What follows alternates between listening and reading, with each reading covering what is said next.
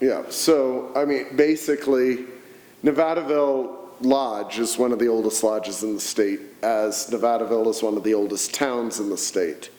The lodge was formed by dispensation from the Grand Lodge of Kansas somewhere in 1859 or 1860. The dates are a little hazy. They founded this lodge. They also founded a lodge in Central City.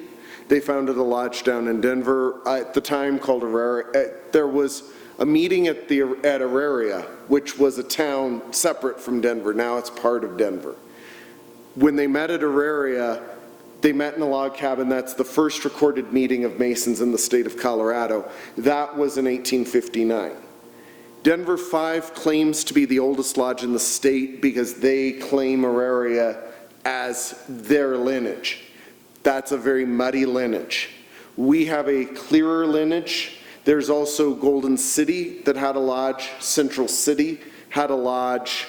There was also a lodge up at Gold Hill called, I believe it was Gold Hill or Summit Lodge. They don't exist anymore.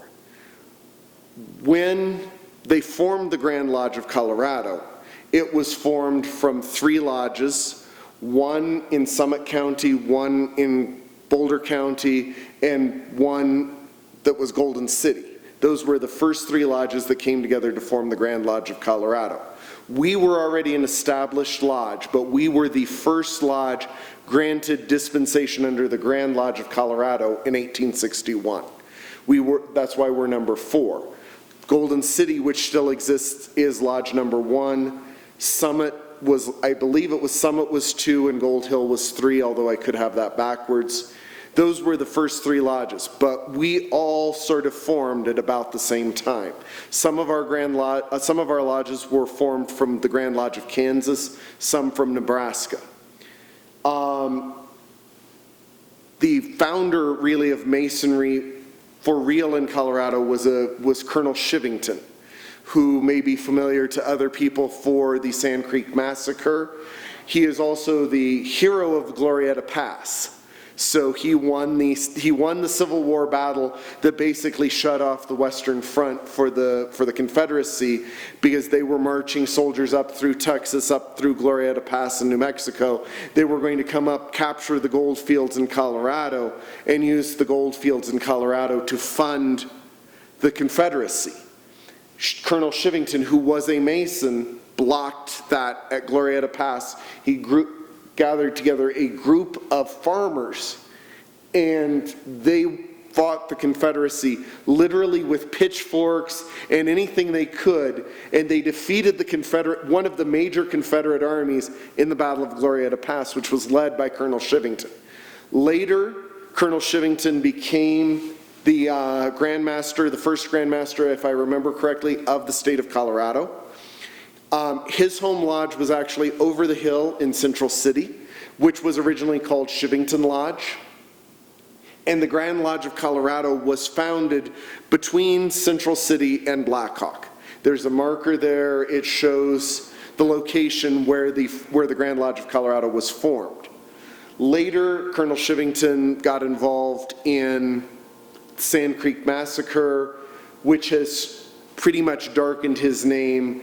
A lot of Masons in the state of Colorado try to refuse to acknowledge Shivington's founding nature in the Grand Lodge of Colorado.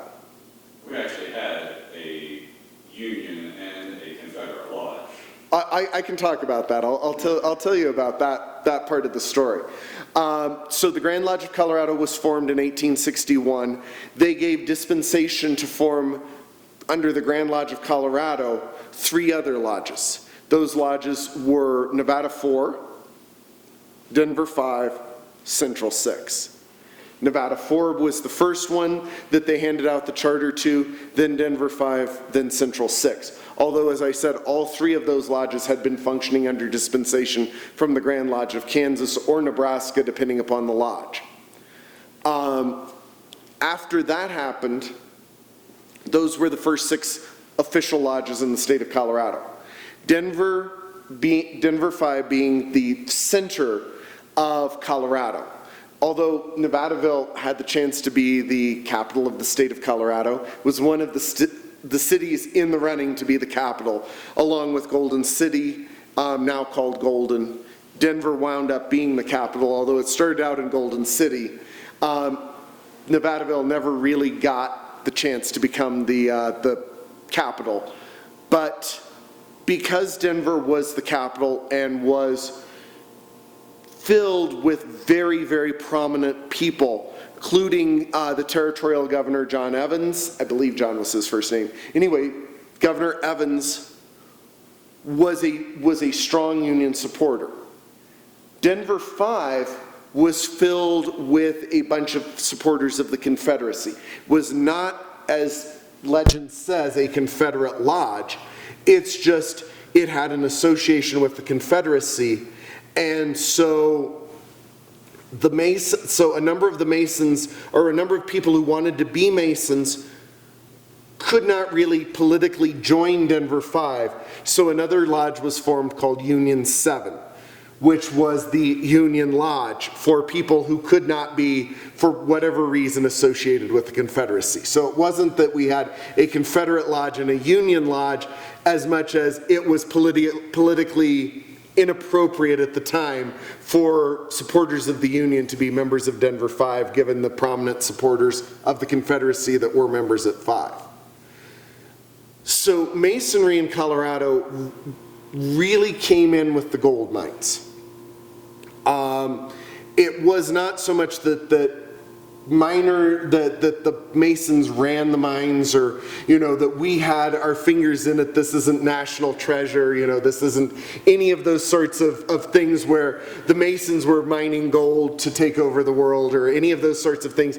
It just so happens that the 1850s, 1860s was a real high point of Masonry, especially during the Civil War.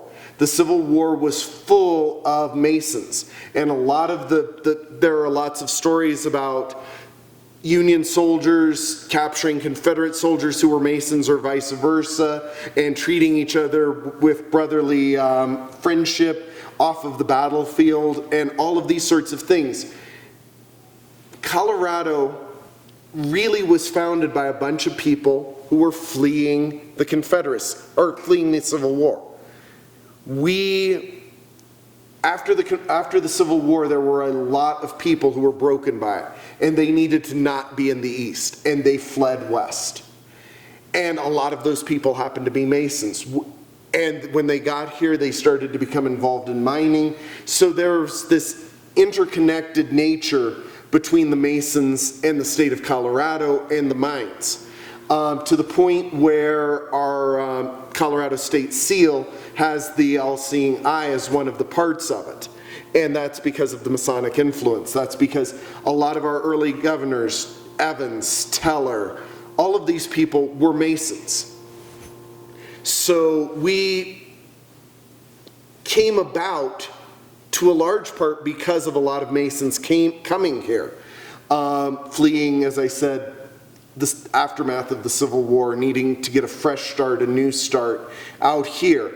And at the time that the Civil War ended was about the time that the gold rush really started booming. It started in 1859. In 1865, 66, it really started to pick up. That's when a lot of my family came out here.